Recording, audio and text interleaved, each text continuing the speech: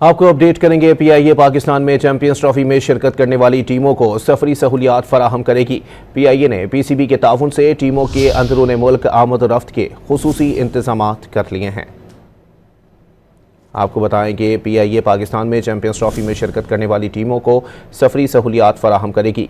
PIA ने Pakistan cricket board के ताउन से टीमों के अंदरूनी मुल्क आमद रफ्त के खुसूसी इंतजामात कर लिए हैं।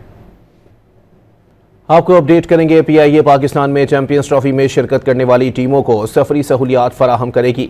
पीआईए ने पीसीबी के ताउन से टीमों के अंदरूनी मुल्क आमद रफ्त के खुसूसी इंतजामात कर लिए हैं। आपको बताएं कि पीआईए पाकिस्तान में चैंपियंस ट्रॉफी में शिरकत करने वाली टीमों को सफरी सहूलियात फराहम करेगी।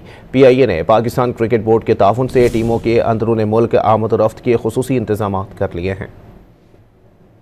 आपको अपडेट करेंगे। पीआईए पाकिस्तान में चैंपियंस ट्रॉफी में शिरकत करने वाली टीमों को सफरी सहूलियात फराहम करेगी।